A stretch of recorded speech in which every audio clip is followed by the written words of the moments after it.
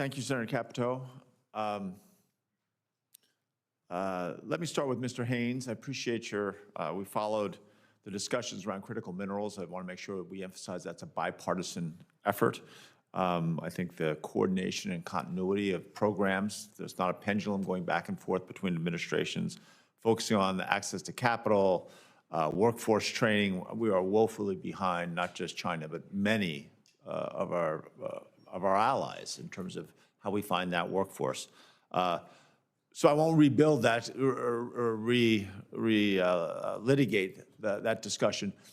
Just only want to emphasize it is bipartisan. This is something that should be a high priority. I do want to talk a little bit about some of the things, telecommunications, cyberspace, AI, quantum technologies. Colorado has a dense ecosystem there. And I think especially along with AI, quantum it's a field of intense competition between the United States and our rivals, our adversaries. So as our capabilities mature in quantum sensing, quantum communication, computing, obviously, how can we ensure, how can you help ensure that our quantum technologies are only exported to trusted markets? Thank you for that, Senator, question. Or sorry, thank you for the question, Senator. I would say the Assistant Secretary for Industry Analysis does not play an active role in export licensing policy. That's our colleagues at the Bureau of Industry and Security, or BIS. I will say that we have and will continue to engage actively with industry to see where those markets exist and also understand the national security implications of those technologies, where they rack and stack in terms of competitiveness with international competitors. And we could provide that information to the Bureau of Industry Security as they're making their licensing decisions, but we are not actively involved in any export licensing policies or decisions. Great, I appreciate that. And I think we've got a lot of work to do on there. Mr. Isaacman, we share the same bipartisan goal that the United States should be laser focused on returning American astronauts to the moon, reaching the next frontiers in space exploration. I think I'm still the only scientist in the Senate who's actually provided peer-reviewed papers. Back in May, you answered some of our written questions. I thought this was very well stated, so I repeat it, that you want NASA to be a force multiplier for science, which I think is essential, launching more missions, more telescopes, more probes, more rovers. You also said that you can be expected to be a passionate advocate for science. All of NASA's science and exploration missions, including both planetary and earth sciences, prioritizing these efforts is not about choosing one over the other, but rather identifying where the greatest breakthroughs are possible.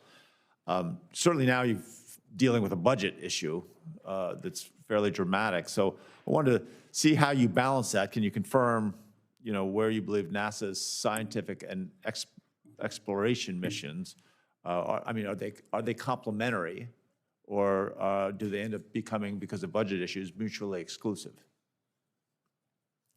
Well, Senator, first, I think the scientific side of NASA is just as important as human exploration, as is our work in aeronautics and technology development. I think that, as I mentioned to some of the other senators before, I understand earlier this year we had a presidential budget request. Of course, I do absolutely support the president in the goal of reducing the deficit and ensuring the nation's on good footing.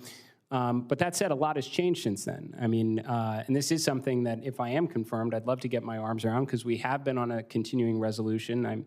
Earlier this year, I understood that perhaps even the Nancy Grace Roman telescope might launch under initial budget requests. I've since been informed that is no longer the case. So simply put, Senator, I'd love to know where we stand today. But as I've told other senators, in terms of dollars allocated from Congress, we will absolutely maximize the scientific value of every one of them. Sure, I appreciate that. And the Nancy Grace Roman telescope is a good example. Is Goddard Space Flight Center in a similar position in terms, I know that there's looking at certain potentially draconian changes to their budget? I mean, Senator, I'm nothing more than I would read the same things that other people do. If you ask me, I think Goddard is very important to spearheading the scientific efforts of NASA. Right, great. We agree. I appreciate that, and I do recognize is the difficult choices that tight budgets create for all of you, and I appreciate that.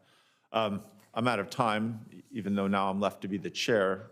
I think the compulsion is that I have to curtail my questions, but I have a couple more questions I'm going to submit in writing to you guys. And again, I appreciate both of your willingness to serve the country in these roles. So Mr.